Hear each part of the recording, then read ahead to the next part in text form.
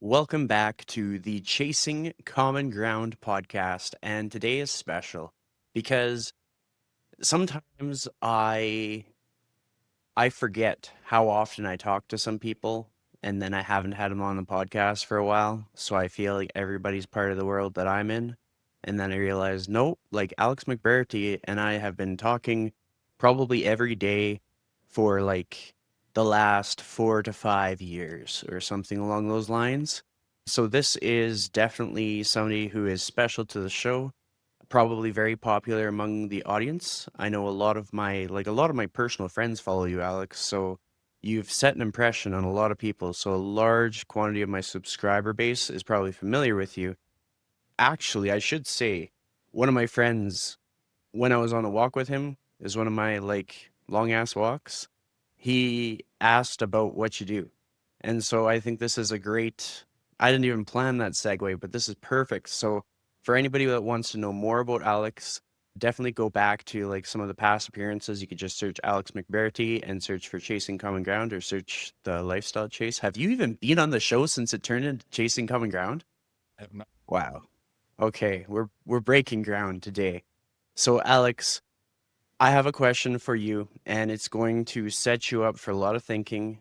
And that question is, if somebody is listening or watching right now and they feel like change is impossible for them, what would you want them to hear from you today? Oh, that's a good. We're just coming out of the gate hard, the first one, aren't we? For someone that feels like change is impossible, that's an interesting question because, and to your point, Chris, of listeners who have ever heard you and I on a podcast separately and especially together, we can be long-winded. And the reason for that for me just proves my point is context is important. Context. I don't think much else that comes out of our mouths matter. For changing things important. The interesting thing about that is oftentimes it's for lack of trying. I think people who try to change things feel like they're constantly hitting their head against a wall and not actually seeing any progress. And that barrier is what makes people feel like change is impossible. And it's interesting too, because I feel like my personal perspective on it is that as humans, this is a very humanistic psychology perspective, is we need progress to feel our best. We need to feel like we're progressing towards something. It could be in our health, it could be in our career, it could be in our relationships. Like we need something, a hobby to make progress towards. So oftentimes if people feel like change is impossible, they've likely been doing things and they feel stuck. And what that usually means is they're doing the wrong things. So if you are trying to change, could be anything, not just your health, and you feel like it's impossible, start asking people you trust for their insights and for their advice. This is why coaches are great, because that's what we do. We provide that advice and that insight and that particular problem they're trying to solve to get rid of those barriers. Because oftentimes when we do it alone, we will, if we try hard enough, eventually come to those same answers, but it's taken the very long way and a lot more bruises on the forehead than we probably need. But if we recruit someone who's got a little bit more insight or even just an outside perspective, oftentimes they can help us figure out just the usually small tweaks, things we need to do a little bit differently to actually start pushing that change.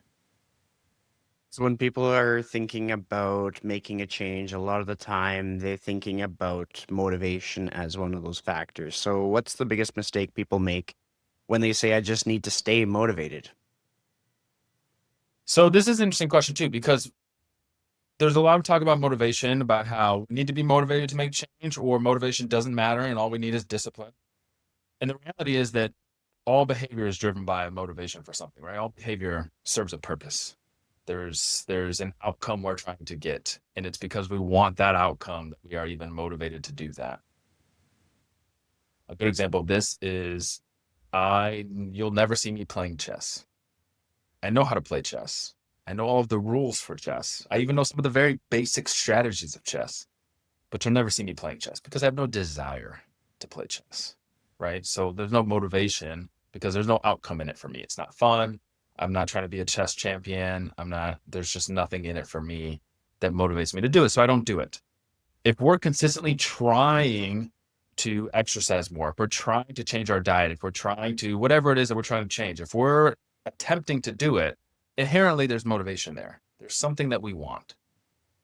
And I think it's not that people aren't motivated. It is this not recognizing that motivation is not a static force. It comes and goes, it ebbs and flows, it's high and it's low, depending on a number of factors, depending on how much sleep we've had, depending on what the weather looks like. We've all walked outside on a sunny day and suddenly we feel extra motivated compared to a gray, rainy day. So all those external factors can influence the intensity of our motivation, and being able to understand that reality and be able to recognize even some of the factors that play into whether our motivation is going to be high or low, and then build appropriate systems. And really, when I say systems, I just fancy way of saying habits, which are just a fancy way of saying our routines, the things that we have planned to do and are consistently doing every single day or frequently, so that we are reprogramming ourselves to do those actions even when motivation is low or even if it's high. Hmm. I think like something that stood out to me, and it comes up quite often in my check-ins with A-team members. And for anybody who doesn't know, I actually get to coach some of the A-team members within Alex's business, A-team Fitness. And oftentimes the topics that we talk about are weather related because weather makes such an impact. And when you talked about how motivation is a lot easier when it's a sunny day versus an overcast, gloomy, rainy, cold day, that makes me think about one of the other things that comes up for a lot of people, and it's perfection. Like always feeling like in order to be done, it has to be perfect. And if it can't be perfect, there's no point in doing it. So why is being perfect actually the fastest way to fail? Oh boy, good old perfectionism. It's a weird counterintuitive sort of truth that, and you alluded to this by saying it's the fastest way to fail, where perfection is just an ideal that doesn't exist. Things will never be perfect, especially in an endeavor that is a requirement for participation is doing it frequently every day. You might have a perfect workout once. Might be a sunny, bright day. You've had a good night's sleep. You're well nourished. You've eaten good, healthy meals. You have good energy. You get in there, you set a couple of PRs. You have enough time, no stress to just get all your lifts in, set PRs in a couple of them. You walk out feeling on top of the world. That's close to a perfect workout as you're ever get. But the chances of that happening repeatedly over and over again, gonna happen. It reminds me of that meme that's like 10% of your workouts will feel really good, 10% will feel like total trash, and the other 80% you're just getting in and getting it done. Hmm. Kind of. And so if we're expecting either the things we need to be doing to be perfect, workouts, nutrition, etc., or ourselves to be perfect in the execution of those things, ultimately what it's doing is just leading to a lot of disappointment. And disappointment is one of those external factors that will drastically lower the amount of motivation that we feel to continue to do the very things that are going to allow us to see the results that then raise our motivation. So that gets me thinking because a lot of people know sort of like, I mean, social media in general puts all of us looking like some perfect version of ourselves. And especially when people only have a snapshot. Like, for example, as I alluded to earlier in the episode, like if people don't follow you directly, Alex, they may not have realized the connections that you and I have, how many times per week we talk to each other, how many times we met in person, because it's just not something that's shared as publicly as everything else that we might talk about. And something else that I think is important for people to hear when they are trying to make change for themselves is the relatable nuance that people have experienced when they are going through their own routine. So you talked about how not every workout is perfect, and in fact, like most workouts aren't perfect. So I'd love to dig into what does your workout look like and how do the imperfections show up in your workouts? This is a great question. So I've had the same workouts. I'm going to preface this by saying, one, I'm a fitness coach. So I have ample time to be in the gym. I work for myself, so I'm able to rearrange my schedule, etc. So That's one caveat to this. But I have had the same workout schedule for before you and I even knew each other. It's been exactly the same. Doesn't change. And so I'm in the gym lifting 5 days a week. And then the other 2 days, my workout, official workout, quote unquote, is going for a run. And then now, over the past 2 years or so, if you follow me on Instagram, you probably have seen this. I will salsa dance anywhere from 2 to 3 times a week for a few hours at a time. And I don't really consider that my workout, although it could be considered, and a lot of people do. It's just more activity of daily living, kind of like your long ass walks. It's just something you do, right? Yep. Mine are just long ass dance socials. It's the only difference. And so, but here's what's interesting, right? And this is actually a unique perspective that, again, as you would see, a lot of people don't see, or as you mentioned, a lot of people don't see on social media, is a lot of these dance socials happen late at night, especially on the weekends. I mean, I'm coming up on 34, and there are days where I'm out till 3 or 4 o'clock in the morning because there's a dance event that goes till 2, and it's an hour away from where I live. And so I have to drive the hour home, and then I usually have to eat something when I get home and like clean up and whatever. And so there are times where I'm not in bed till 4 or 5 o'clock in the morning. But then I have something else to do the next day. So I'm lacking sleep, a couple hours of sleep, and I'm trying to get a workout in before I have to go do an activity. So here's a really good example of this.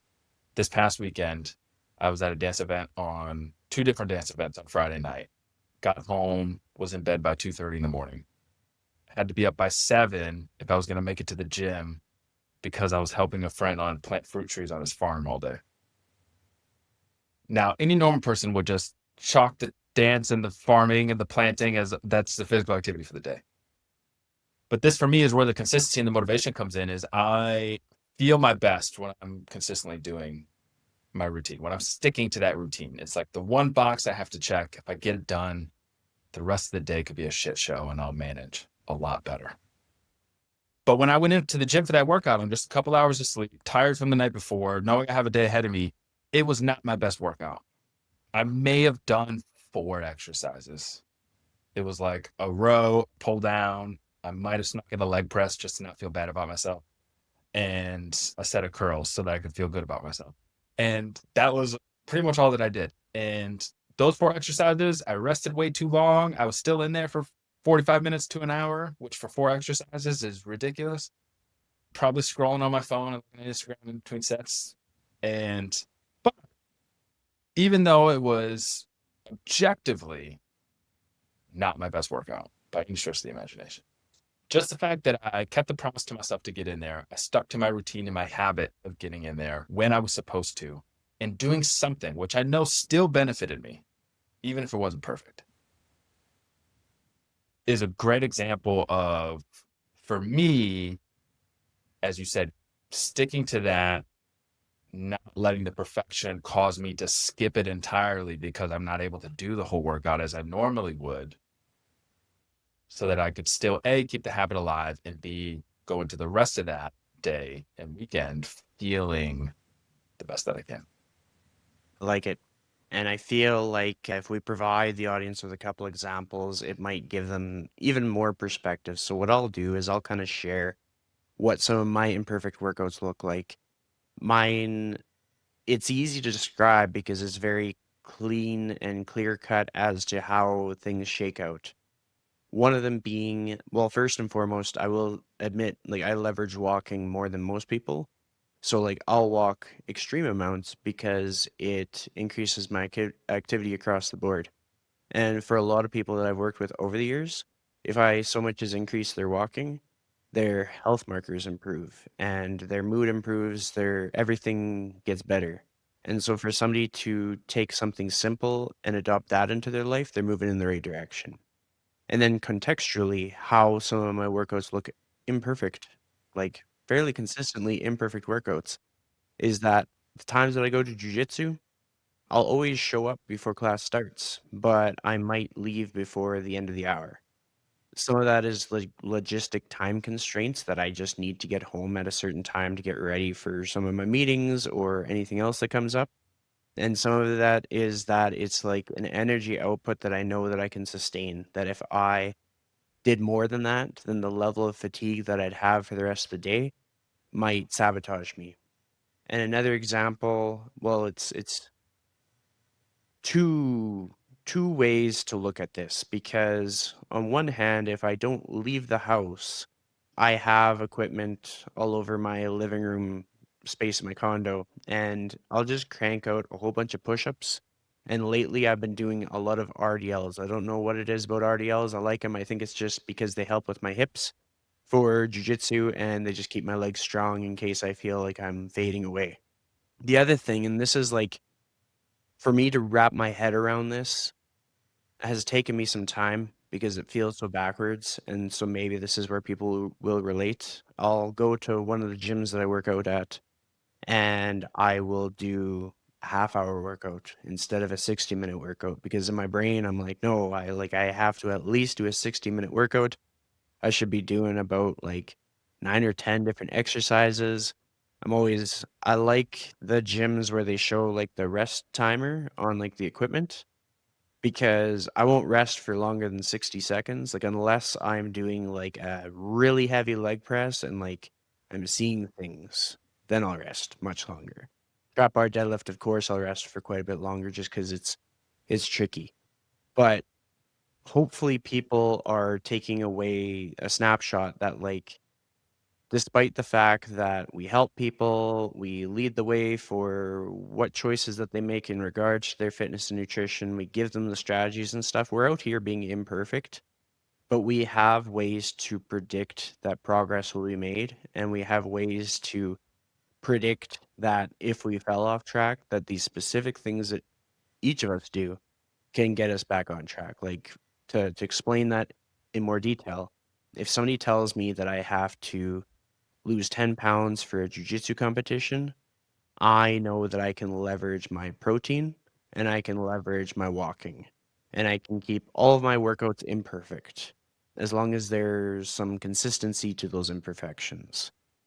And if I just push the envelope with the walking, it doesn't impact my ability to recover. In fact, it in most cases improves it. It also improves my sleep. And then as far as the protein, it's not just like blanket eat more protein. I would say more accurately, I get more dialed in and I'm more specifically actually tracking the protein. Like I'm like, okay, this food has this many grams of protein at this meal, and then I'm looking at the next meal. And then I'm looking at the end of the day because I need to forecast I'm gonna hit I usually aim for in excess of 210 grams of protein per day. And for anybody looking to chase after a protein goal, like your body weight in protein is sufficient or even 70% of that number. But yeah, it's just that like there is more than one way to make your life better. And the way that you do that is going to look different than the way your friend did it. Like, as people can see, Alex and I talk all the time. Our styles are totally different. Our lifestyles are different. The way that when we want to go to bed, how long we want to stay up for. Like it's when we go to a conference together, we have different bedtimes. Mine's earlier. I guess I'm just trained to just go to bed. But it's just like this is why personalized coaching makes such a big difference. And this is why I think like strategy sessions are so helpful for people. So now I want to know what is the most profound moment that you've experienced in the coaching seat when having a strategy session with one of the A team members? Oh wow, that's a that's an interesting question.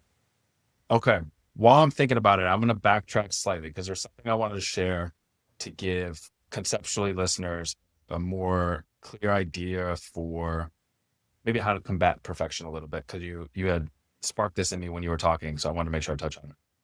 I don't know if you and I have ever talked about this before. We may have. But in my life, there's like a guiding framework that I use to help figure out when life is stressful or when I'm not able to show up as perfectly, quote unquote, as I would like. What is a good trade off? And for that, I call it my map, which I originally came up with when I was traveling. I think you and I have talked about this. So let's make sure that I go by my map, and that MAP, and that is an acronym that stands for minimum activity plan. And that's the minimum amount of physical activity or really the minimum amount of any effort towards supporting my health on any particular day that I can do that leaves me feeling like I won that day, like I did what I needed to do. And so for me, that could be a 2 mile run and getting my protein in, which choosing a run means I can do it even when I'm traveling. It doesn't require any equipment, it just requires land, which that has also gotten interesting at times. For others, it could be 10,000 steps. For even others, it could just be sticking to the calorie goal or getting their water in or their protein or whatever it is. And so by defining for yourself what that minimum activity plan, that map is going to be, no matter what circumstances hit you, allow you to then just revert to that as sort of your worst case scenario and still feel good. So make Mhm. sure you always travel with them. Now I did that to try to think about the answer to this next question. Just have not come up. The most profound. So this is interesting. So wow. Wow. All right. I'm gonna share it. It's not, I don't know. It is a specific moment, but I think it's also sort of it has happened in almost everyone that I've worked with inside of our program. And I'm sure you could say the same, Chris, in its own way for each person. Didn't look the same, but I think the meaning behind it was essentially the same, which is, you and I talk often. One of the reasons we get along so well and that we work so well together is we have a similar view of fitness, which is that it is not the end goal. The weight loss, the PRs, the 5Ks, the triathlons, whatever the goal is not the end goal in fitness. It is a means to achieving something else. And usually what that is, it's a means of self-discovery to figure out what's the life we actually want. And then fitness allows us to build the confidence and the capacity to actually go forth and attempt to do the things we actually want to do.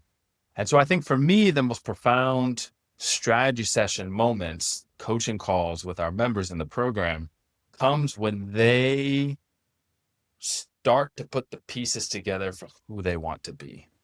Mhm. Where they start to acknowledge that maybe they realize they haven't been living in a way that was authentic to them, even though their answer might have been completely different a couple weeks before that, or when they started with us. Or they're expressing that they actually have an interest to pursue something that before they kind of brushed off as not being important. And so seeing someone begin to recognize the person that they want to be, or maybe the person that they hid in some cases for so long, and then start to see their confidence increase to the point where they're actively going out and doing something to build the life that they want, where before they were either incapable because of their health or their physical capacity, or they were scared because of their self-esteem or their lacking confidence, or maybe because just a lacking clarity because they just didn't know. They'd been living this alternative, I'll call it an alternative life that was sort of a lie for so long that they didn't even know what they truly wanted. And so the moment where they recognize that, both in themselves and for the rest of their life, is I will die on the hill that is one of the greatest feelings possible to see in somebody else. Absolutely. And you kind of got me thinking. So, what I'm about to say has two parts to it.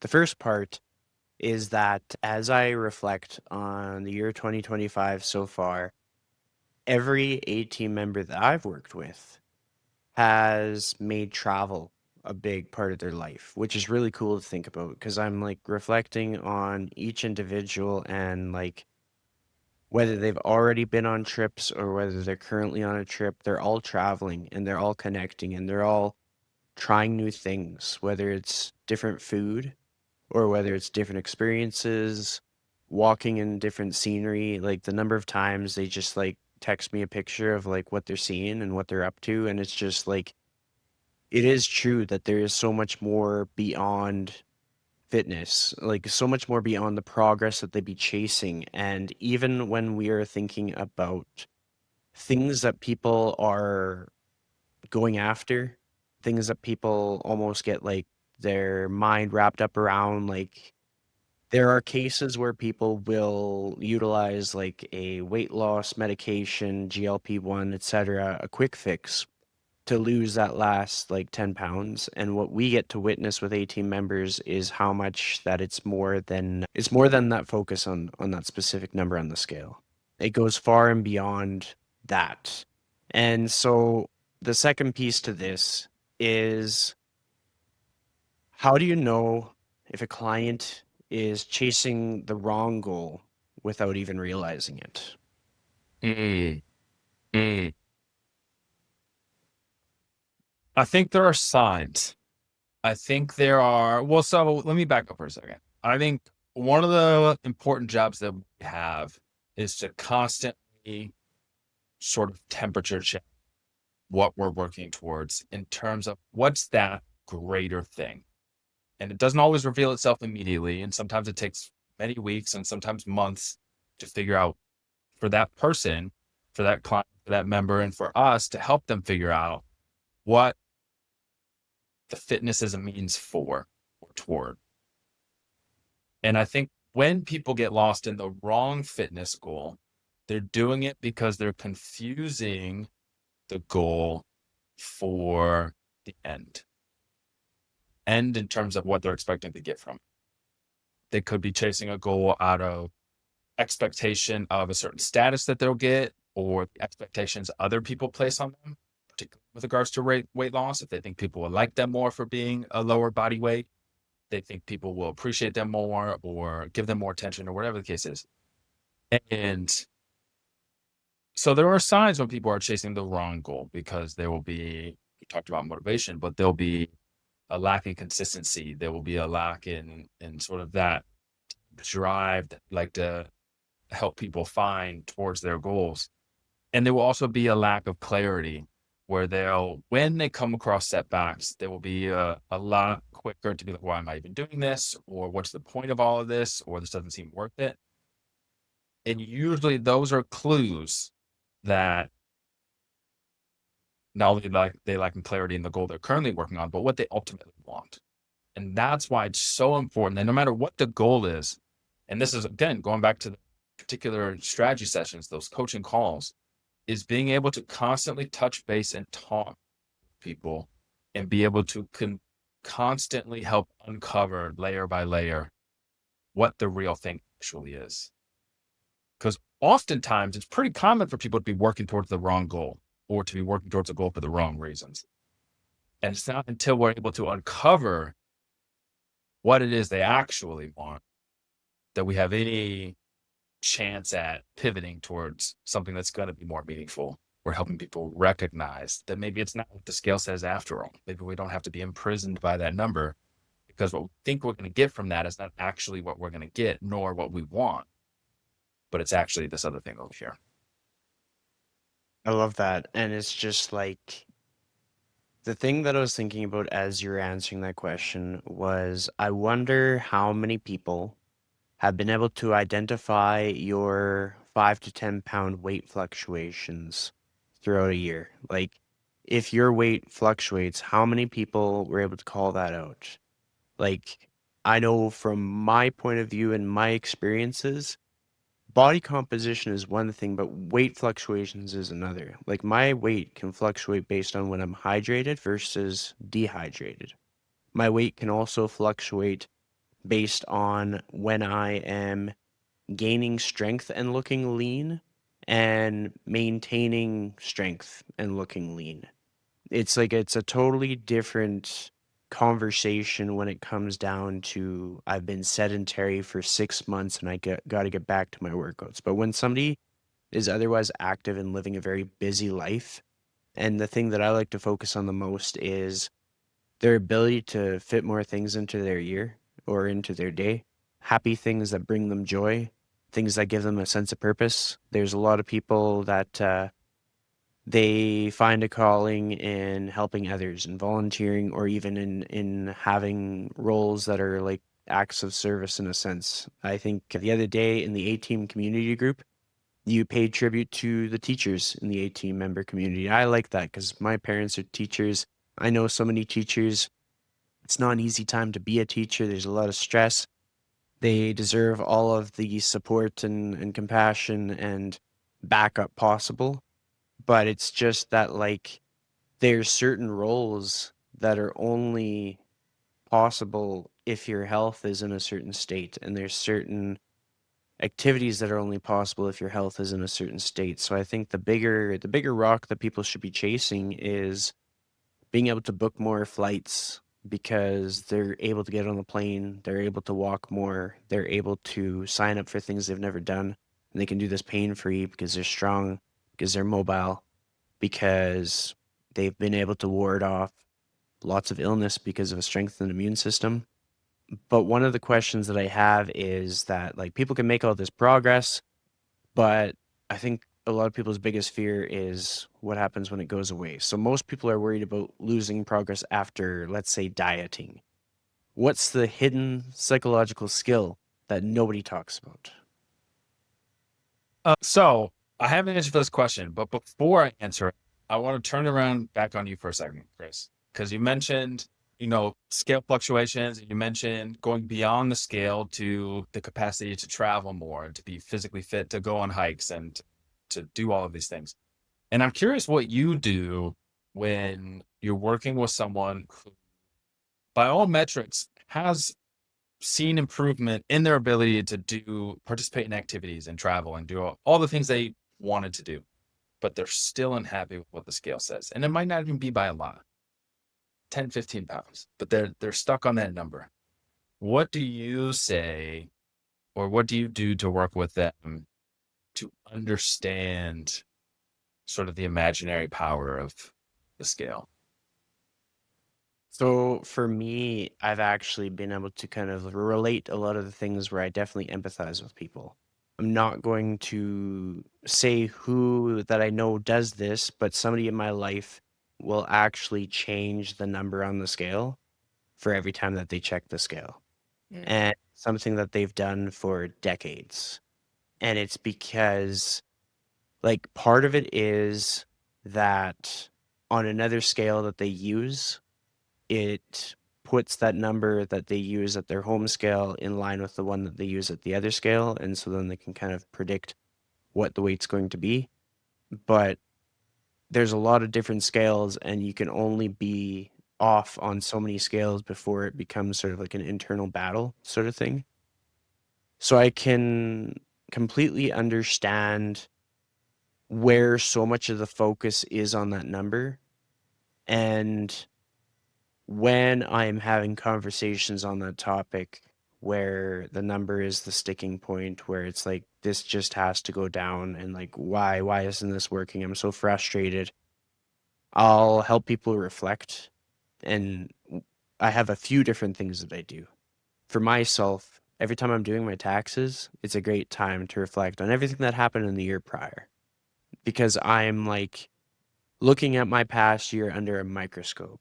I'm not currently using an accountant, so I have to be extra thorough. I have to look for all the different things, all the places I went, all that stuff, calculate mileage, etc., etc. And what I love is because I'm so obsessed with my Google Calendar, I can see how many things I packed into a year. And I think that as time goes on, whether a person's using a calendar attached to their wall or whether they're using a calendar on their phone, a lot of people are probably very similar to how a coach would be. Like they're listing off people's birthdays. They're listing off the times that they visited with relatives. They're listing off the times that they were able to take a load off of somebody else. Like we think about maybe a friend went on a trip and you were able to take care of their cats, or maybe somebody's moving and you were able to help them move. And there is a cap for people as to how many of these things we can do in a year.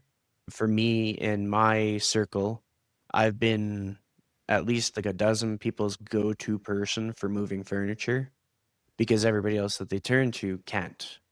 They're living in pain.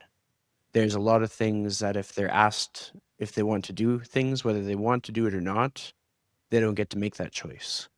And then travel. Travel is a huge one. Travel is one that at some point in people's lives can bring a lot of emotion with it because sometimes people need to start a fitness program not because of some internal desire to or not because they love exercise, but because of what it can buy them the ability to do. Sometimes people need to start a fitness program because instead of being able to walk for a mile it'll let them walk for 2 miles, but not more.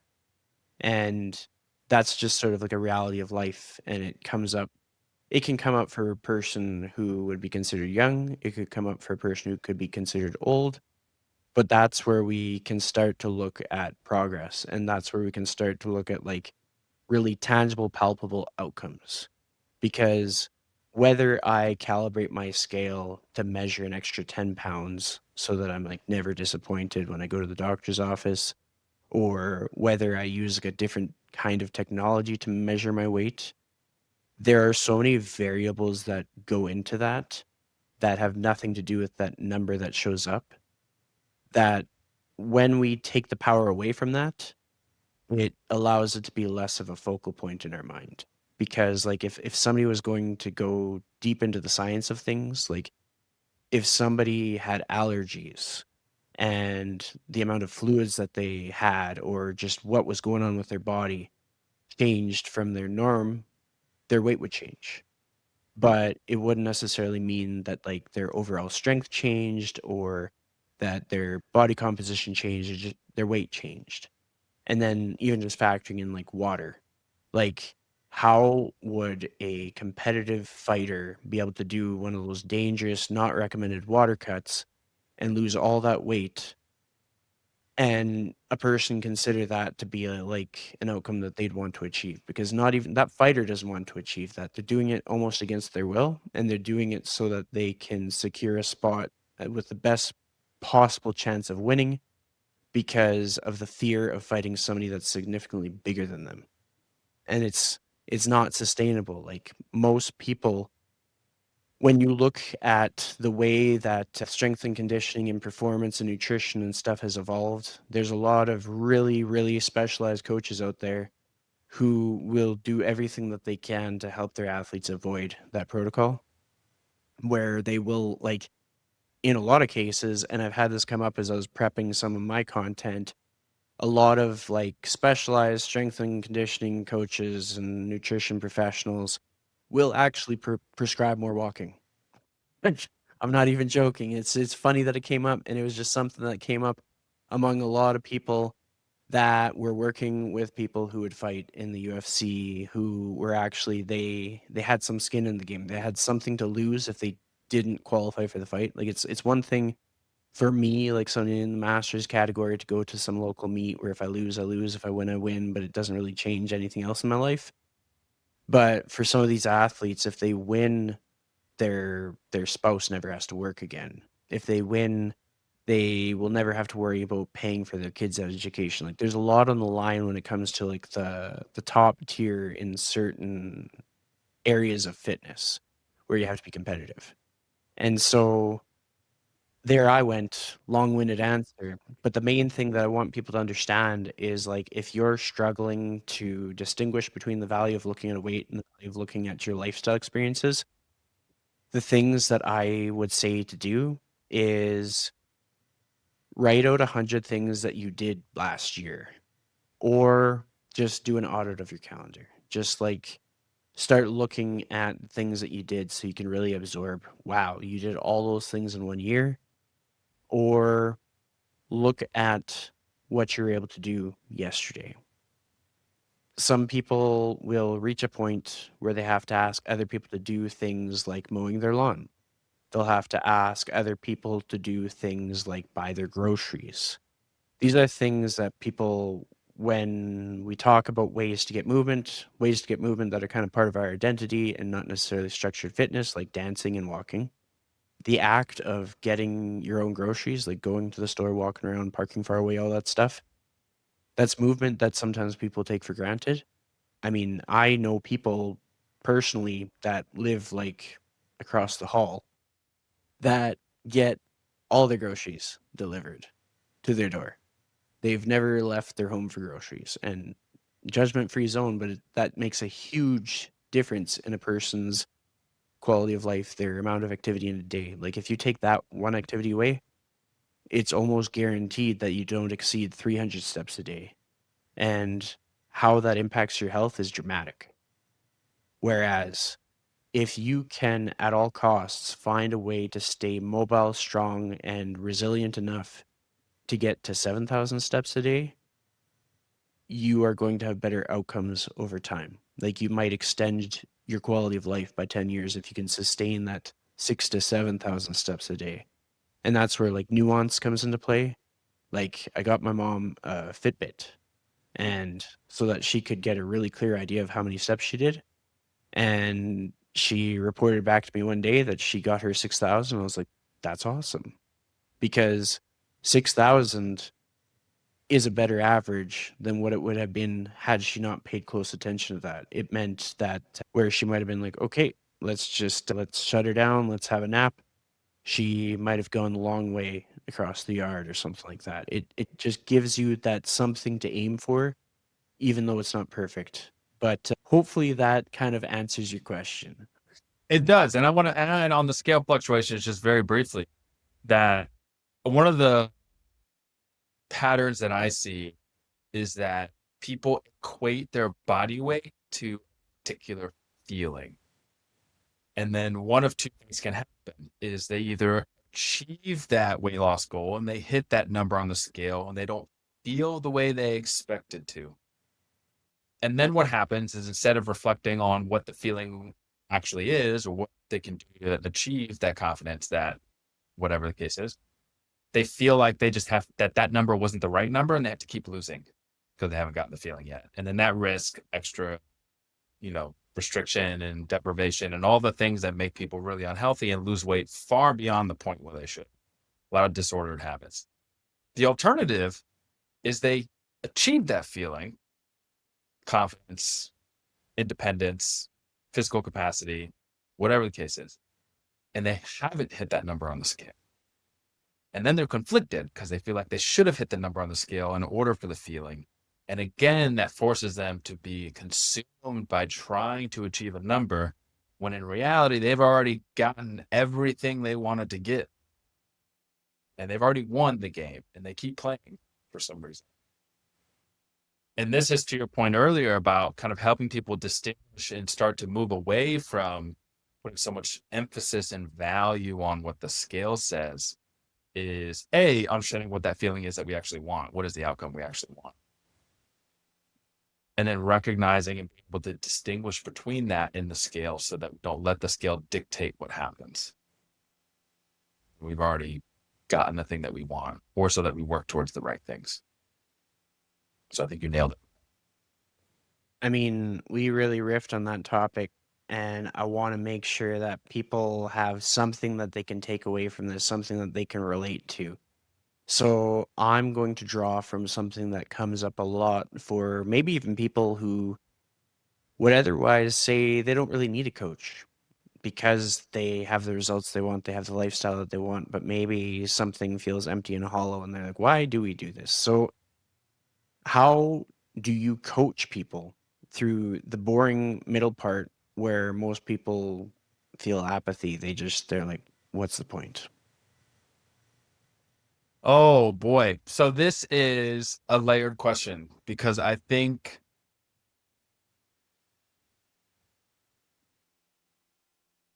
so ultimately I think it boils down to psychological term that I'll break down because we don't need to remember the name of it. Self-efficacy, which for all intents and purposes is our belief in our ability to actually achieve the goals we set for ourselves. That's all that is. It's our self-belief that we can be successful. And there's 4 key components to this. One is our past performance. Have we succeeded in the past? At this particular activity is helpful, but even if not, other things have we been successful? Because all of that past performance is evidence that we might be able to succeed again in the future at this or something else.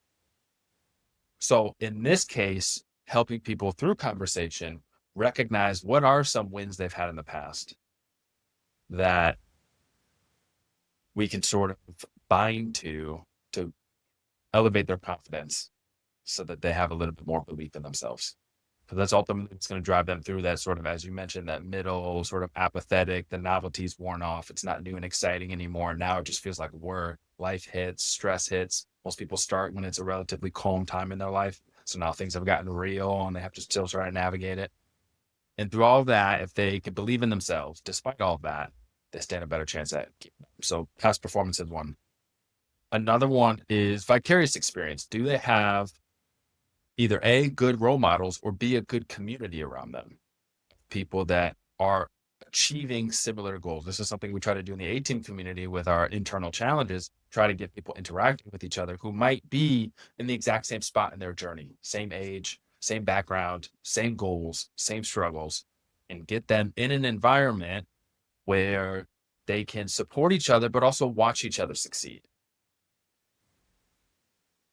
Because we can look at the Instagram influencers who are 5% body fat and their entire job is just working out, looking good. And they're doing probably really extreme shit that we probably shouldn't be doing and for very short periods of time. And they probably don't look like that most of the time. But if we're comparing ourselves to that, it's not going to be motivating. It's going to feel so far out of reach. It's going to feel so beyond what our capabilities are and what's achievable that it's actually going to cause us to be less motivated and less driven to pursue our goals. But if we can be surrounded by people that we can connect with, people that are like our neighbors, that are like our parents, people that we can see ourselves in some way, that can motivate us because then it feels possible, feels real, feels doable. Vicarious experience is the second. Third is encouragement, support, commitment. Because oftentimes in those coaching calls, as we're working through this, my main goal, A, is for them to have a positive interaction with me every single week when they get on their call. That makes them leave believing a little bit more in themselves, having celebrated something that they probably overlooked as a win, calling in past performance. You've already been successful this week doing this thing. And if we can constantly inject that encouragement, that support, and that little bit of positivity, that is often enough to keep people, even in the absence of believing in themselves, if they feel like someone believes in them. We know this through psychology. When there are expectations put on us, we are more likely to live up to those expectations. And so that recalling people's past successes so that they can harness the power of that evidence, helping to create a community with these people that allows them to have role models that they can see themselves in, providing the necessary support via encouragement and positivity so that they feel like they're doing a good job and they're recognizing their wins. And then the last component of self-efficacy is emotional state. So if we can help people rewire their negative thoughts and their negative self-beliefs, again, through the interactions that we have, we challenge the things that they say about themselves that might be negative, or when they think they haven't had a productive week and we can clearly see that they've been successful, they've gotten more protein, they've gotten more steps, they've drank more water, taken better care of themselves. We can call that out, rewire the negative thoughts and the negative stories they're writing about themselves, in addition to all those other things. That's how we keep people going. I mean, I had another question that I was going to ask, and you answered that as well. So I have to completely recalibrate here. So my next question for you, and this is going to perhaps require some reflection because it's not always easy to identify this point for another person, but why do most people quit when it's finally about to get easier? Mm, mm. Are we talking about that spot where they've been struggling for so long? They're like right on the cusp of things getting better. Yep. I think I mean, the most obvious answer why they quit before things get easier is they can't, they don't have the experience or the self-belief to see that it's about to get easier. And so for them, it reminds me of those graphics that you'll see online about not giving up or whatever, right? And it's like two people in a hole and one person, they're both digging and one person's like twice as far ahead than the other person. And there's like a diamond in the ground or something. And like, they're so close, but they gave up and they're walking away and the other person keeps digging and digging and digging. That's the visual representation of what I'm thinking. Like if you don't know what's on the other side because maybe you've not experienced it, this is one of the, not too far out left field, this is one of the biggest advantages people that have been in shape have over people that have never been in shape is they know what it's like. Yep. when I was, I spent the beginning part of my early adulthood and my entire life overweight. I never knew what it was like to be in shape. I never knew what it was like to run a mile, let alone 3 houses down the road without being completely gassed out of breath. I never knew what it was like to be able to lift my body weight off the ground. And so the experiences that I've had since then with who I am now, if I tried to explain that to who I was, having never had that experience, I wouldn't have known how to conceptualize it in my brain. It just wouldn't have made any sense. And this is why what we just talked about with self-efficacy is so important, and leaning into what people do recognize and what they can conceptualize is that oftentimes if they clearly see what the future holds because of that, they're going to be more likely to quit, even if we see that they're on a good path to getting all the things that they want. Mm-hmm. But this is the biggest thing that, and I've certainly fallen prey to it in the past, as all coaches do, is being able to recognize that the people we're helping can't always conceptualize, like they literally can't fathom way their life is going to look once they achieve their goal. Yep. I mean, that's solid. And like on the topic of that, like something that I reflect on often is how both you and I have a wide array of life experience, the different paths that we had before we went into the industry, the different seasons that we've gone through within the industry. Like each of us has evolved. Like we've sort of showed up differently. We've gained confidence in certain areas. We've developed certain areas. We've refined ourselves. We've tried different things. We've gone through different life things. There's a lot of things that shape us, but it also allows us to create different scenarios for people to kind of see what we're talking about when it's like, okay, just keep going.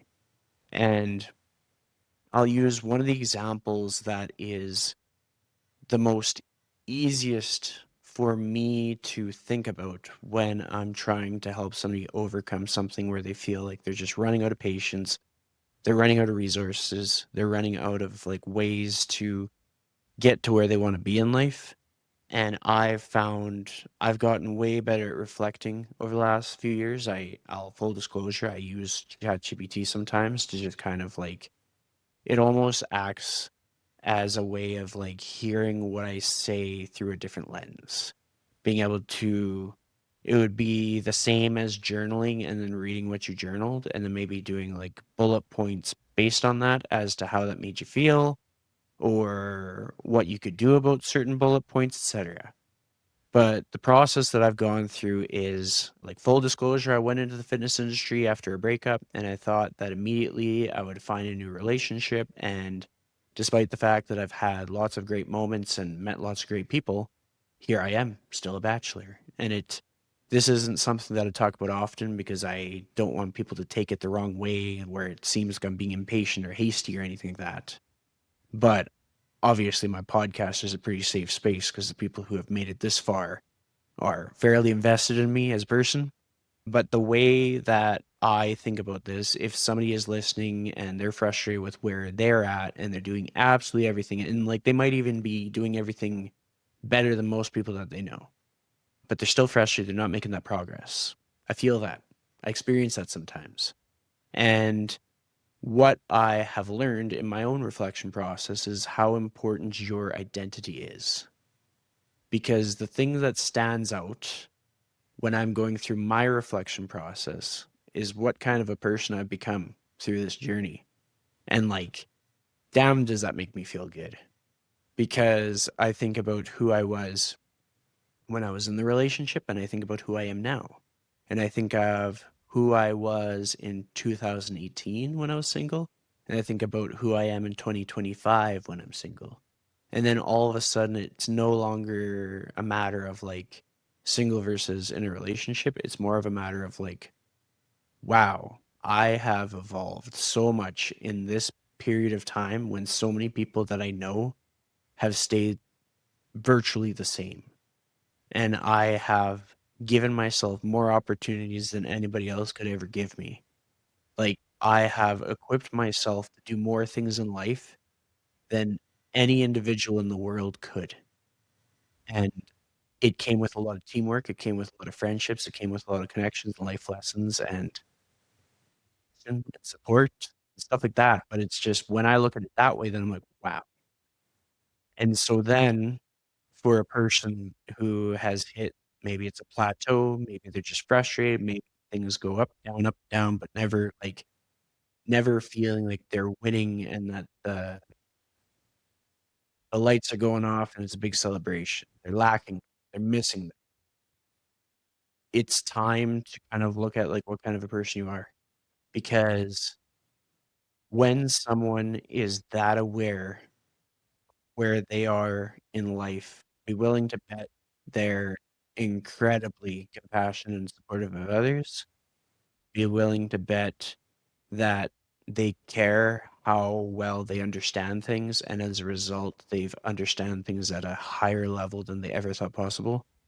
We think about people who hop on to a call for the very first time with an online coach, and their knowledge base on nutrition is probably sub baseline. Like they're still thinking about superfood being superfood. Whereas when they've been in the program for a while, they understand that it's more about having more servings of fruit and vegetables. Like it's not so much as one food item is going to save everything and the other food item is going to absolutely destroy you and give you all kinds of chronic disease. It's much more nuanced than that. And it's just the ways that people evolve as a person, nobody can ever take that away from you.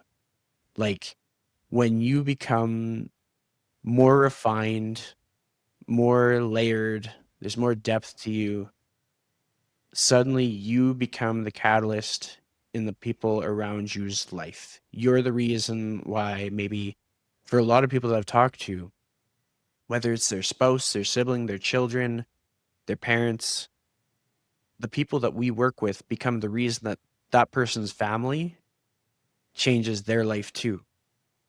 And so the person that we work with is feeling frustrated with their progress and they're not seeing how they change their whole family's life and perhaps change the identity of those people too for the better. So it's just, I think sometimes we lose sight of how much bigger it is than just ourselves, and even just cutting us as coaches out of the equation and thinking about the individuals who take that leap to choose to work with us, which is a really big deal. Like they got a lot of choices and people intentionally choose us. But the impact that those people have on the people around them, and I will confess, there's lots of times when 18 members are the reason that I push a little extra in a workout. I'll see somebody will report to me that they did a walk with a dog, or they did some extra steps that day. Maybe I challenged them to do 12,000 steps instead of 10,000 steps. And because I knew that they were going to give it their best effort, I pushed myself in a workout more than I would have otherwise. And so their existence and their identity absolutely changes things. And if they hadn't been at the exact level that they're at, I would have probably looked pretty mediocre that day. And I think these are the things that people don't take into account, and they should, because that's what'll keep you from quitting. But all that said, Alex, is there anything that you want to leave our audience with that would set them up to change the trajectory of the rest of their year? Yeah, and it's actually something I want to touch on that you reminded me of when you were talking about identity, which is I'm a firm believer that there are two types of people in the world. There are people that walk into a room and absorb the energy, and there are people that walk into a room and they're able to transform. And the people that are in the latter category are the ones who are plugged into who they authentically want to be. They are very clear on what their identity is and that they're making progress towards becoming a more realized version of that, whether it's in their health, their relationships, their career, all of those things combined.